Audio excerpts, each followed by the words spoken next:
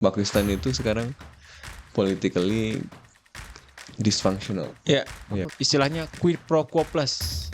Quid Nah, pro quo plus. ya jadi Apa? lo kasih gue apa, gue balikin, lebih ditambah, dilebihin. Nah itu jadi ini resep interaksinya tuh eskalatif banget gitu. Ya, makanya si Imran Khan kan menyalahkannya tidak cuma militernya Pakistan, tetapi Amerika Serikat yang Iya, iya. menyalahkan dia juga Iya, iya. gitu. Dan tentunya yang paling kita takutkan adalah ya karena dua negara ini sama-sama negara nuklir, Ya. gitu kan.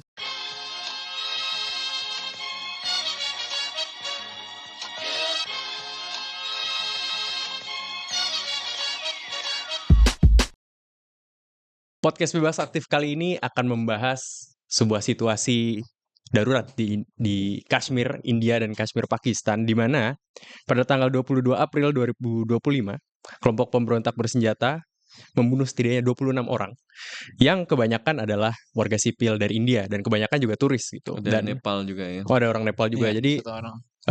dan kebanyakan warga sipil. Jadi ini cukup signifikan gitu dalam relasi antara India dan Pakistan yang memang penuh dengan konflik gitu. Dan sekarang ada eskalasi di mana kelompok yang bertanggung jawab disebut bernama The Resistance Front atau TRF, dan kelompok ini kabarnya juga terkait dengan Lashkar-e-Taiba yang merupakan kelompok. Dituduh oleh India berkaitan Ini dengan tuduhan India ya? Lashkar-e-Taiba, ya. Tuduhan bukan- India semua ini. Klaim India. Berarti belum ini ya, belum fix faktual ini.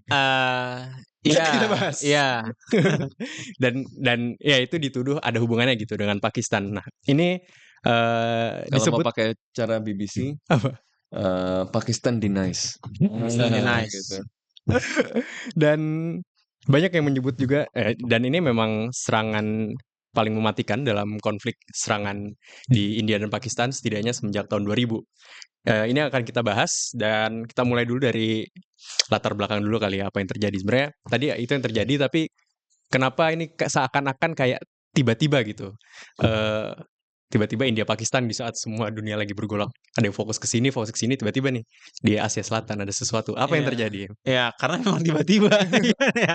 Nggak ada yang ini ya, maksud. Nggak ada, karena memang ya long running tensions kan dari dulu, dari Partition of India Yes. 1947 ya, dan hingga sampai sekarang Jammu dan Kashmir itu diadminister, dibagi dua gitu kan, oleh India, sebagian oleh India dan sebagian oleh Pakistan. Sementara dulu Jammu dan Kashmir itu yang notabene merupakan daerah majority Muslim yang sebenarnya seharusnya di-join ke Pakistan gitu. Nah, jadi ya ketegangan itu terus ada, dan sebenarnya belum lama ini 5 tahun yang lalu, 5-6 tahun yang lalu itu menjadi semakin tegang lagi karena selama ini di India pun sebenarnya Jammu dan Kashmir itu statusnya semi autonomous. Jadi ya mungkin kayak daerah istimewa Yogyakarta gitu, atau daerah istimewa Di lainnya India ya, di India. Tapi kemudian itu diubah oleh pemerintah Modi jadi dia federally administered, atau dia kayak DKI Jakarta. Nggak DKI Jakarta juga sih, kayak Washington DC. Karena dia in the sense ya dia diperintah langsung oleh pemerintah pusat. Nah, jadi dia nggak punya otonomi lagi, karena itu ya ibaratnya kita bilangnya disekuritisasi lah. Karena itu keinginan dari pemerintah ultranasional, Hindu ultranasionalis dari Narendra Modi ya. Kemudian kita lihat dari situ ya semakin banyak, bukan semakin banyak ya, semakin banyak ketidakpuasan lah di masyarakat sana, dan ya mungkin tension ini tinggal menunggu meledak, tapi ya ini juga bukan pertama kalinya gitu. Jadi seperti itu. Tapi ya kali ini eskalasinya lebih cepat ya, karena kita lihat langsung within 24 hours dari India langsung dia memulangkan dari delegasi diplomatik Pakistan ke India, dari India ditarik, dan dia juga nutup land borders ke Pakistan, dan suspend Indus Water Treaty, yang itu cukup penting sebenarnya dalam di Asia Selatan gitu, antara Pakistan dan India terutama. Jadi ini eskalasi yang sangat cepat. Ya, Gitu. tapi penting untuk diingat bahwa eskalasi yang sangat cepat itu tentu terjadi bukan karena tadi ya tiba-tiba. Kalau dibilang tiba-tiba sebenarnya juga enggak juga gitu. Ada build up. Iya. Bilang kan kalau kita bicara tentang konflik itu pasti ada immediate trigger gitu, tapi juga ada structural factors-nya kan ya. Dan Kashmir, Jammu dan Kashmir ya. Jadi nggak cuma Kashmir tapi ada wilayah Jammu ya. Dan Kashmir ini adalah wilayah yang memang sejak dulu menjadi isu yang sangat penting dalam hubungan antara Pakistan dan India. Kenapa? Ya gara-garanya Inggris. Ya karena Ya masalah eh, Inggris ya sebenarnya. iya dia Iya. Brexit tuh bikin masalah terus gitu kan ya. Dia exit buru-buru, dia baginya Dari dulu tukang exit ya, exit di mana-mana exit, exit. dia Dari dia EU aja exitnya exit. meninggalkan berbagai masalah gitu kan. Iya. Jadi problemnya adalah sistem kolonialnya itu kemudian melembagakan identifikasi rasial dan Ya. keagamaan. Ya, jadi perbedaan Hindu dan Islam jadi semakin mengemuka. Tapi pada saat yang benar ketika kemudian mau merdeka, kemudian ada kekhawatiran karena perbedaan-perbedaan ini, misalnya komunitas yang Muslim yang kemudian jadi minoritas di anak benua India itu akan mengalami diskriminasi gitu kan ya. Makanya kemudian orang-orang ini memilih untuk kami mau berdiri sendiri, namanya nanti kemudian jadi Pakistan. Iya. Nah, dalam proses itu kemudian kan terjadi partisi yang violent gitu ya, karena Iya. terjadi dengan sangat cepat Sangat violent. dan jutaan orang itu kan harus pindah Berpindah dengan dari cepat India ke karena kemudian Pakistan, Pakistan mengalami ke India. kekerasan di wilayah yang tadinya mereka campur aja gitu ya. Tiba-tiba harus pindah karena wilayah ini mayoritas Islam, ini jadi Pakistan. Karena wilayah ini mayoritas India jadi India. Mayoritas Hindu kemudian jadi India. Tapi yang menarik, ada wilayah-wilayah yang mayoritasnya Muslim gitu ya. Penguasa setempatnya juga Muslim gitu ya. Tetapi kemudian ternyata digabungkan ke India. Ini seperti Jammu dan Kashmir ini. Yang kemudian memunculkan ketegangan gitu. Yang ini kemudian nanti menghasilkan semacam solusi ya dari India. Kan kalau orang Pakistan menganggap bahwa itu harusnya bagiannya Pakistan gitu Karena kan. Muslim banyak. Karena Muslimnya Iya. banyak secara demografis di situ. Bagi India yaitu sudah masuk ke wilayahnya India. Nanti di Kashmir sendiri bahkan ada gerakan yang nggak ikut Pakistan, nggak ikut India Sendiri gitu, ya, kemerdekaan sendiri. sendiri gitu ya. Nah, karena saking kompleksnya ini, karena kemudian banyak juga yang melihat bahwa wah Pakistan tidak berkomitmen untuk beneran membebaskan orang-orang Kashmir dari penindasan, tapi menggunakan Kashmir sebagai bagian dari kartu untuk bermain dengan India misalnya. Makanya kemudian ada gerakan-gerakan yang bahkan mau merdeka dari keduanya gitu. Ini menunjukkan kompleksitas persoalan Jammu dan Kashmir ini. Nah, tapi salah satu solusi yang kemudian dianggap ya bisa sedikit mengelola ini adalah status istimewa tadi. Jadi pasal 370 dalam Undang-Undang Dasar ini masuk di Undang-Undang Undang-undang dasar sebenarnya ya. saking pentingnya persoalan ini gitu ya. Karena kan sangat fundamental ya soal ini wilayah yang karakteristiknya agak unik dari yang lain dalam pembagiannya kan, sehingga ada keistimewaan. Jadi ada jaminan formal bahwa hak-hak komunitas Muslim di Jammu dan Kashmir itu dilindungi gitu dan kemudian untuk itu dia status pemerintahannya ya ada otonomi khusus gitu ya. Itu yang tahun 2019 sebenarnya sejak kampanye ya, itu Modi sudah menjanjikan untuk menghapuskan status otonomi khusus ini. Kenapa? Karena secara ideologis partai BJP, Bharatiya Janata Party ini kan memang menjadikan isu Kashmir, ya Jammu dan Kashmir ini sebagai isu yang sangat ideologis. Ya. Kan gagasannya adalah Hindutva, negara yang didasarkan kepada ya ini negara Hindu gitu kan. Nasionalisme Hindu. Yang kemudian mereka melihat bahwa orang-orang Islam yang ada di Kashmir itu adalah penjajah gitu kan. Karena Kashmir itu jadi secara demografis Muslim itu kan mulai abad ke-13. Dia tadinya memang ya India kan tadinya adalah wilayah yang dihuni oleh masyarakat Hindu gitu ya. Ya Islam masuk sekitar abad 13. Kemudian orang-orang penguasa lokal di wilayah Jammu dan Kashmir itu banyak yang kemudian berpindah agama gitu ya. Lalu pada abad sekitar tahun 1500-an gitu ya, itu wilayah ini masuk ke dalam wilayahnya Mughal, kerajaan Mughal ya, Ya.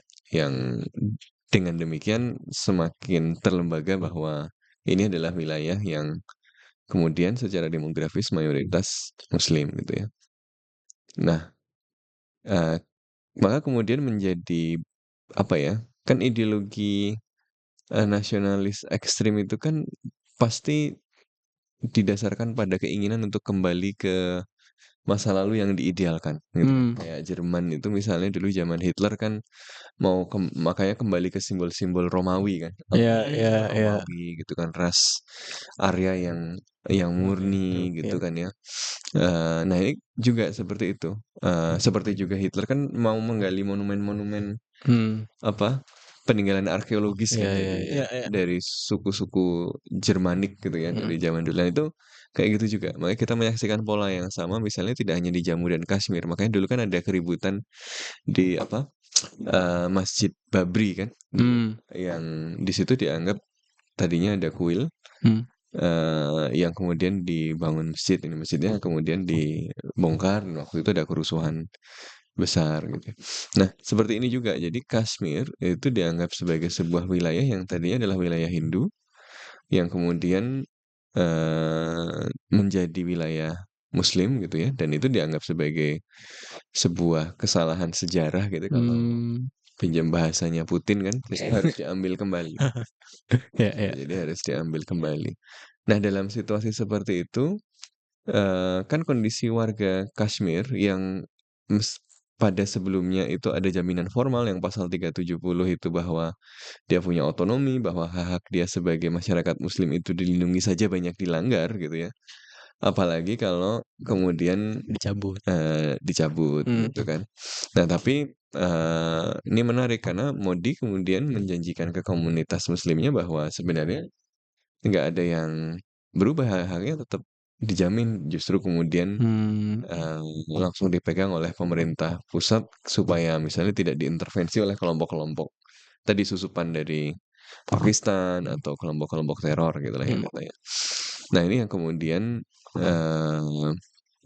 di awal-awal dulu kan kemudian memunculkan kritik keras bahkan dari dalam India sendiri. Cuma waktu itu dia bisa goal revisi konstitusi karena oposisinya sedang lemah sekali karena waktu itu Karena Modi dia lagi lagi kuat sekali. dominan sekali udah. Jadi partai 2/3. Kongres itu bahkan nggak sampai 100, nggak sampai 100. minimal, nggak sampai Nggak sampai minimal.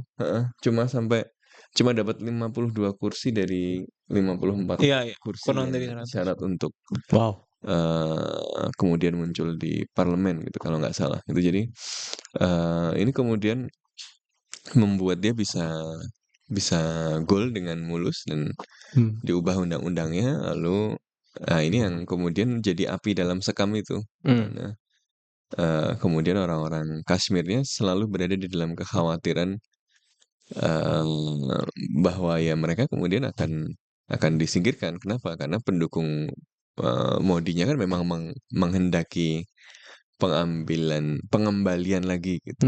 Tapi Modinya kan juga politisi, maksudnya dia juga nggak se-ekstrim itu tiba-tiba diubah semua gitu. Tapi ada kebijakan-kebijakan yang kemudian dianggap semakin mengintensifikasi diskriminasi terhadap orang-orang Kashmir itu, yang kemudian membuat api dalam sekamnya itu kan membara dan ya kita melihat ledakannya sekarang. Kenapa meledaknya sekarang? Ya tadi karena faktor struktural yang ada dan mungkin juga karena situasi internasional yang ditandai dengan banyak instabilitas ini kan. Mungkin kelompok ini juga kemudian lebih jadi lebih loose gitu ya. Kita lihat di Pakistan yang selama ini kalau misalnya tuduhan India tadi benar misalnya bahwa Pakistan misalnya memiliki koneksi dengan banyak kelompok-kelompok militan. Kalau itu dalam banyak studi memang iya gitu. Tapi apakah misalnya Pakistan menyutradarai ini mungkin enggak juga gitu. Jadi lebih ke justru kalau ada kemungkinan yang besar adalah justru karena Pakistan kehilangan kontrol terhadap berbagai Menarik, milih sih. kelompok-kelompok Menarik. itu gitu ya. Kemudian ya splinter group yang atau grup-grup yang kecil-kecil ini kemudian melakukan tindakan yang tidak terkalkulasi ya karena mereka frustasi, ya mereka taunya untuk kemudian mengingatkan lagi pada Kashmir case, ya mereka melakukan sesuatu yang seperti itu gitu ya. Yang kenapa kemudian Pakistan kehilangan kontrol? Menurut saya ada kaitannya dengan situasi domestik Pakistan. Pakistan itu sekarang politically dysfunctional, Ya, ya kan? Setelah Semenjak Imran Khan di penjara.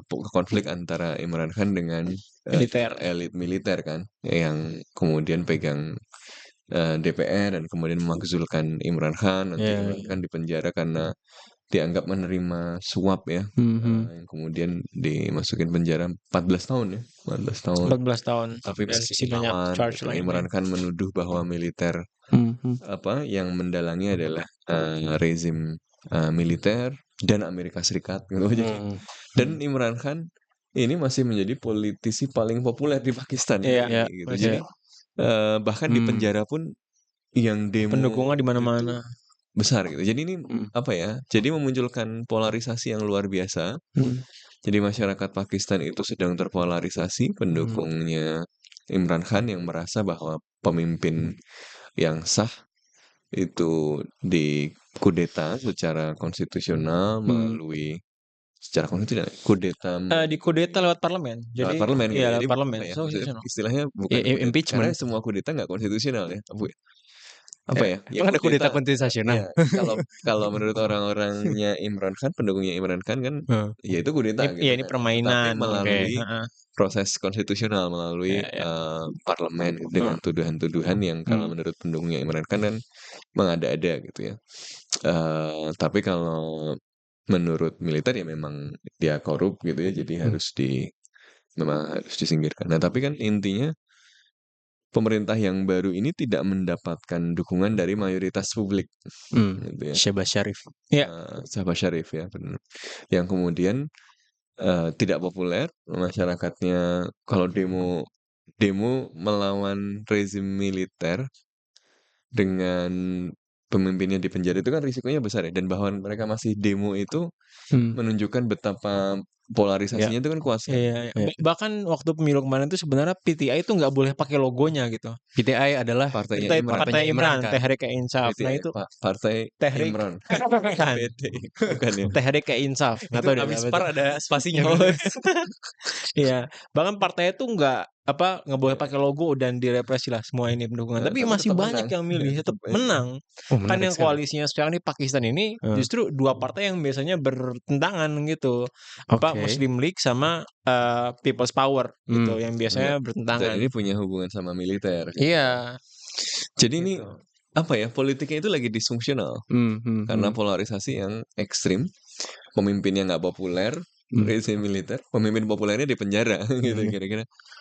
Dalam situasi seperti itu, ya kemungkinan besar kan ya, kalau lagi sibuk mukulin oposisi kan mungkin kendalinya pada banyak hal lain itu kan jadi loose gitu.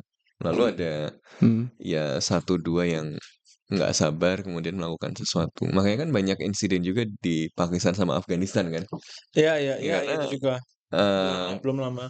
kalau menurut gue sih ada kemungkinan besar, tentu saja memverifikasi susah ya. Ada kemungkinan besar bahwa kapasitas dari militer Pakistan untuk mengendalikan ini ya, proksi-proksi gitu yang biasa kadang digunakan untuk macam-macam gitu ya. Walaupun menurut gue kalau disebut sebagai proksi yang timpang nggak selalu begitu kan, hubungannya selalu unik antara negara dengan gerakan-gerakan ini kan. Gerakan-gerakan ini kan pasti punya motivasi ideologi sendiri dengan latar belakang sendiri. Yang kemudian mereka kalau kemudian dapat dukungan dari negara yang lebih besar, yang kemudian supply logistik, tentu senang aja. Bukan berarti dia jadi anak buahnya gitu kan ya. Betul. Jadi ada dinamika yang yang dinamis lah Hmm. antara gerakan-gerakan ini atau militan-militan ini dengan misalnya Pakistan yang dalam banyak hal kadang atau sering memberikan dukungan pada mereka gitu kan. Dulu kan kalau kemarin kan malah ada wawancara siapa ya? Siapa? Elit militernya Pakistan yang Panglimanya bukan? ya pas Si Munir. dikritik soal terorisme yang dilakukan oleh Pakistan yang mendukung kelompok-kelompok ini. Nah ini kan dia menjawabnya kan, lah itu kan yang nyuruh Amerika Serikat gitu. Oh iya ya. Ada. Benar They're ada doing the dirty work gitu. Jadi apa ya? Ya bahkan ributnya sama Taliban kan begitu karena dianggap yang mengganggu pemerintah Taliban ini kan juga dianggap mainannya Pakistan misalnya. Iya, Tapi iya, ya, iya. apa ya? Ya memang dinamis mungkin karena kompleksitas itu tadi. Nah, dalam situasi politik Pakistan ini lagi disfungsional, ya ini dia apa ya? Dia nggak punya daya tawar atau kontrol yang lebih besar sebagaimana dalam kondisi normal. Oke. Nah, itu konteks yang menarik, Kelas. Karena dalam konteks itu juga gimana dengan respon Pakistan dan India gitu. Karena tadi India responnya adalah menuduh ini adalah ulahnya Pakistan gitu. Pakistan belum ngomong apa-apa, terus dari Indianya lagi ada gerakan-gerakan lain nggak? Iya, ya Pakistan sih udah ngirim, udah Udah ngirim. ngirim meme. ngirim apa? Let me solo him gitu. Gambar marmut. FYP-nya Pakistan juga. Kirain Tapi di internet itu isinya kalau medsos cuma orang India sama orang Pakistan. berarti FYP belum ada tungtung sahur nih Mas Topan. kita Indo-Italian brain rot yang lainnya. Ada krokodilo bombar. Oke. Stop. Cappuccino assassino. Awat ini. Ya, bagaimana tadi kita? Ya, Respon. Ya sebenarnya kan Pakistan sudah deny seperti biasa, tapi ya emang bakal diprediksi bakal ada eskalasi secara lebih lanjut gitu ya, yang selain secara diplomatik tapi juga secara tindakan militer gitu kan, karena udah ada di border udah tembak-tembakan nih, udah exchanging fires katanya, tapi belum ada serangan yang sampai masuk ke kawasan India ataupun Pakistan. Oke. Nah, tapi ini yang terjadi di ketika ketegangan meletus sebelumnya gitu, kayak misalnya di 2019 itu juga ada serangan di Jammu dan Kashmir yang menewaskan 40 polisi gitu ya, jadi bukan sipil, tapi itu juga serangan dan Pakistan dituduh lagi, dan itu sampai ada pengeboman gitu dari menerbangkan pesawat tempur gitu dari Pakistan ke India dan dari India ke Pakistan. Betul. Nah, gitu. Dan itu sampai terjadi gitu kan. Nah, cuman untungnya sampai situ nggak bereskalasi lagi. Nah, itu ada peran Amerika Serikat juga waktu itu. Secretary of State Mike Pompeo ikut mendamaikan di antara kedua itu. Tapi potensi itu real dan itu cuman ya belum kita lihat terjadi sampai sekarang, dan kita nggak tahu ya bakal degree apa gitu. Bisa jadi land incursion dia masuk gitu ke dari pasukan darat, bisa juga serangan itu lagi, dan tentunya yang paling kita takutkan adalah ya karena dua negara ini sama-sama negara nuklir gitu kan, dan ya dua-duanya bisa siapa saja meluncurkan nuklir duluan gitu loh, dan apalagi istilahnya katanya kalau di sini kalau saling balas-balas tuh istilahnya quid pro quo plus. Quid pro quo plus. Ya, jadi lo kasih gue apa, gue balikin ditambah, dilebihin. Nah, itu jadi ini resep interaksinya tuh eskalatif banget gitu loh. Sangat bereskalasi. Betul. Tapi emang begitu kan untuk menunjukkan gue nggak lemah gitu. Kalau gue cuma mengembalikan hal yang quid sama, pro gue quo lebih doang lemah, gitu. kurang asik gitu. Jadi tapi kalau orang-orang kayak Marsheimer gitu ya kan, justru sebenarnya malah berpikir adanya nuklir itu sebenarnya malah jadi kekuatan pasifis yang kemudian justru kalau ini India sama Pakistan nggak punya nuklir, eskalasinya makin parah. Lebih parah eskalasinya. Ini eskalasinya jadi lebih terukur karena ada nuklir, dan karena ada nuklir itu jadi ada kekhawatiran soal mutually assured destruction, sehingga mereka mau jalan lebih jauh juga harus terkalkulasi. Tapi kan masalahnya kan mereka ini harus menegosiasikan dorongan dari dalam juga. Dari dalam itu kan pasti Iya, tekanannya tinggi sekali. betul. Kalau India, kalau Modi yang membrand dirinya sebagai pemimpin yang kuat gitu ya, yang merepresentasikan kelompok Hindu, sayap kanan Hindu India ya, ini yang Hindutva. kemudian dibunuh gitu ya, orang-orang yang dianggap sebagai bagiannya gitu oleh orang-orang yang dianggap sebagai the other-nya itu. Ya, ya, Kalau nggak ada respon yang kuat, ya, ya dia hilang legitimasinya. pasti legitimasinya hilang gitu ya. Jadi dia harus memberikan respon yang kuat.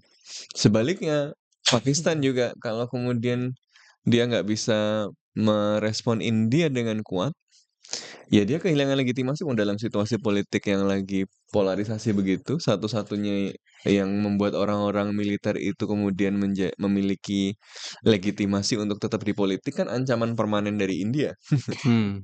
Kita Betul. ini mengalami ancaman permanen dari musuh yang ada terus gitu, sehingga saya harus pegang politik karena Kendali. kalau yang pegang orang sipil nanti terlalu lemah misalnya kan.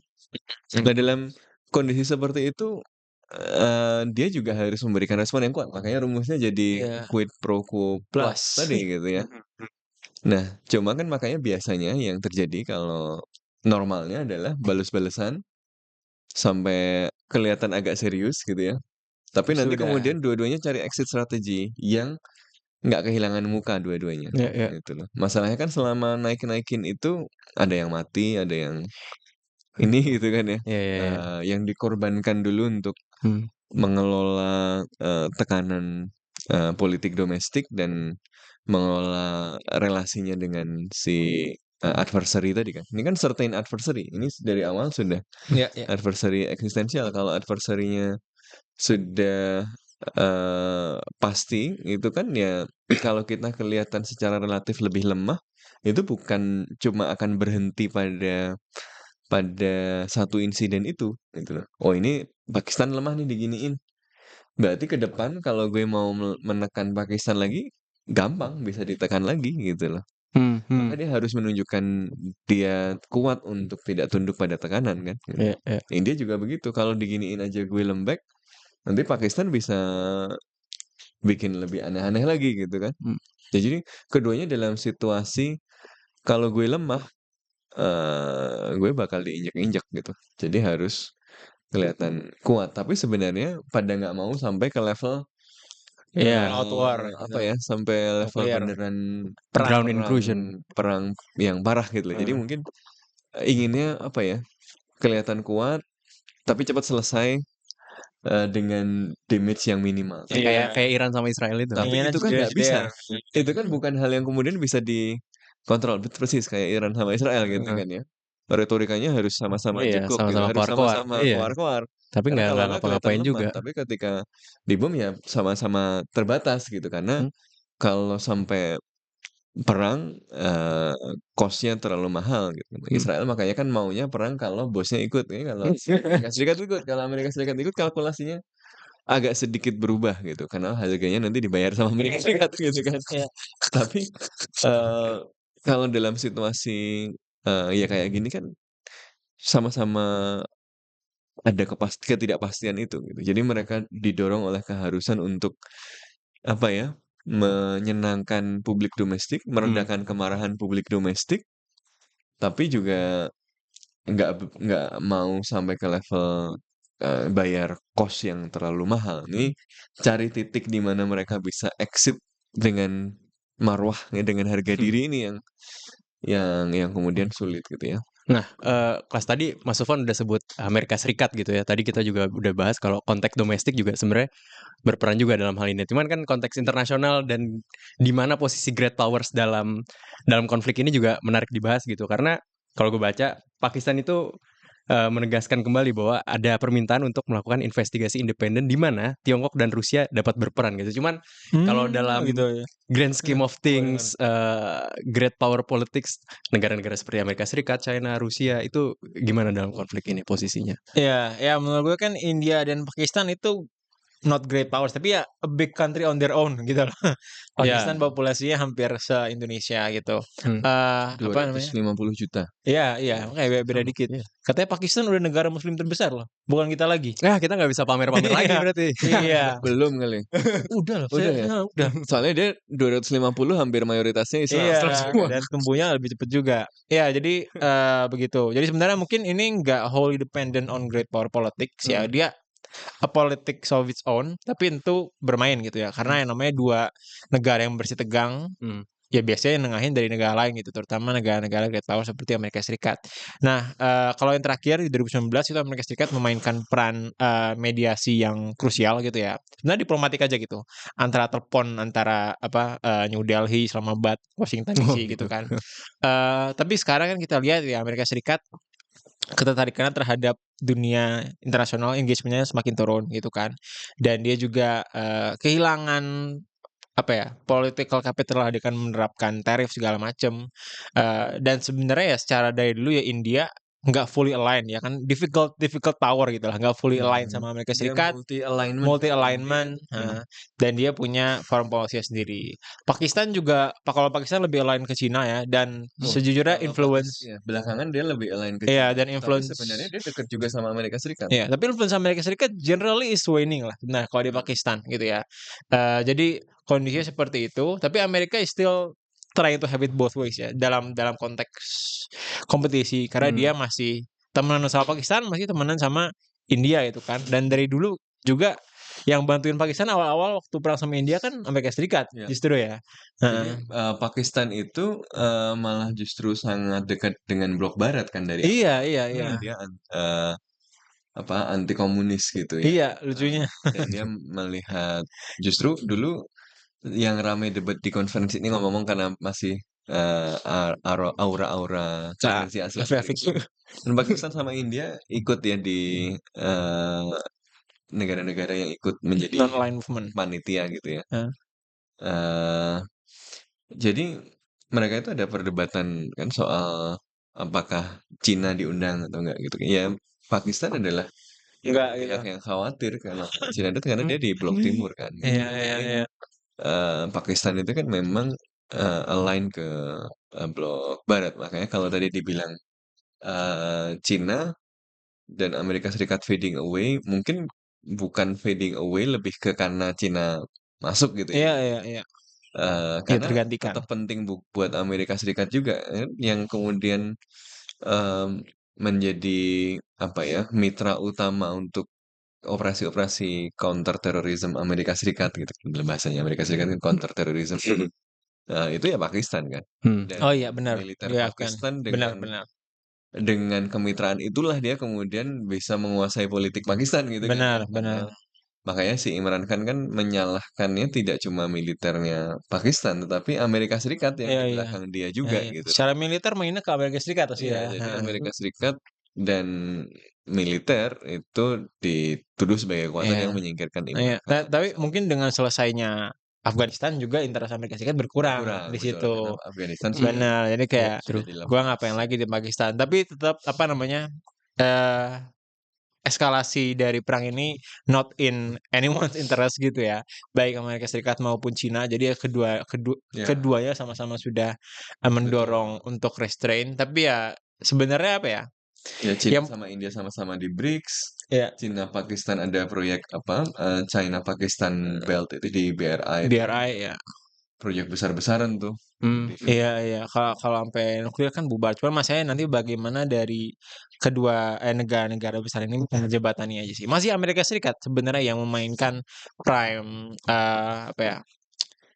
assurer gitu dari miskomunikasi diplomatik antara kedua negara ini. Kalau Cina sama India kan not so good soalnya. Iya, dan Modi kan dekat sama Trump ya. Iya, benar. Kemudian tapi juga Amerika Serikat militernya sangat dekat sama militer Pakistan gitu kan ya, karena banyak kolaborasi gelap maupun terang gitu yang sangat dilakukan gitu kan. Terakhir kelas kita udah hampir. Tapi sebelum ke situ menurut gue yang penting gitu ya,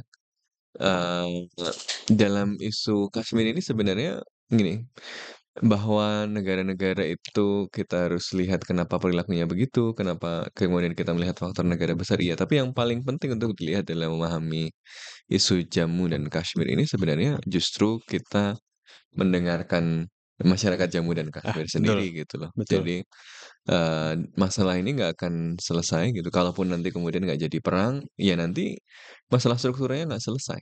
Nah ini memang Iya, iya, kemudian iya, ya harus betul. diselesaikan dengan menjawab persoalan yang mendasar. Persoalan mendasarnya apa? Persoalan mendasarnya adalah eh ini apa ya? Apa yang kemudian dilihat sebagai diskriminasi oleh orang-orang yang tinggal di Jammu dan Kashmir tadi gitu ya. Yang kemudian karena hal itu yang menghendaki merdeka sendiri atau bergabung dengan Pakistan atau kalau di India ada hak-hak yang harus dijamin gitu. Ini kan Ya, sesuatu yang sifatnya politis. iya. Dia kemudian ya harus diselesaikan melalui proses politik yang memberikan suara kepada orang-orang Jammu dan Kashmir sendiri gitu ya. Ini kan makanya kemudian salah satu yang kemudian membuat ini jadi meledak dan kelihatan tiba-tiba kan karena selama 2019 sampai sekarang sekitar 5 tahun ini ketika berada di bawah kontrol pemerintah federal kan Modi selalu bilang gitu tidak ada apa-apa damai gitu di Jammu dan Kashmir padahal sebenarnya ketegangan konflik kekerasan itu masih berlangsung gitu ya jadi karena dia tidak dibahas kemudian ditutup gitu ya itulah kemudian meledaknya kayak gitu ya kayak apa ya sesuatu yang suatu masalah itu kalau coba ditutup-tutup nanti malah Iya, apa pada ya Iya, ketika ada akan triggernya akan meledak meledak, gitu loh. meledaknya Jadi parah. ya menurut gue selain dalam jangka pendek tadi kita harapkan mediasi berhasil sehingga korban tidak meluas gitu ya. Tidak perlu ada rakyat yang menjadi korban dari keharusan negara untuk menunjukkan bahwa dia Iya. adalah aktor yang kuat gitu kan ya. Pada saat yang bersamaan ya harus dijawab persoalan mendasarnya. Gimana nih solusi untuk Jammu dan Kashmir ini? Referendum misalnya gitu ya, atau solusi-solusi yang lain gitu ya. Kayak Filipina itu kan akhirnya bisa selesai dengan solusi politik kan. Iya, iya, Moro ya, Moro. Relatif sekarang relatif lebih damai kan, nggak kelihatan. Betul, Relatif betul, kelihatannya betul. lebih bisa sustainable dengan cara apa? Dikasih bangsa Moro otonomi ya wilayah otonomi bangsa Moro lewat referendum. Jadi solusi politik yang address concern-concern fundamental ini solusi yang lebih sustainable ya kalau salah satu kemudian mengklaim pokoknya ini harga mati ya gue yang pegang sendiri sampai kapan bisa mengatasi ketidakpuasan gitu nggak bisa gitu dan ini juga pelajaran bukan cuma untuk India tapi juga buat Indonesia juga gitu ini Benar, benar, sangat-sangat me, applicable. apa ya menutupi masalah gitu ya dengan mengatakan bahwa ya ini pokoknya sudah harga mati gitu ya tapi tidak mau mendengar tidak mau address akar masalah ketidakpuasan yaitu nunggu bom waktu aja Iya, iya, iya. Oke, ada tambahan kelas sebelum Sip, gue tutup? udah Aman? mantap. Aman. Oke, thank you kelas Mas Sofwan. Thank you juga Terima kasih. para pendengar. Kita pantau terus apa yang terjadi di India dan Pakistan dan kita ketemu lagi di podcast Bebas Aktif episode selanjutnya. Dadah. See you.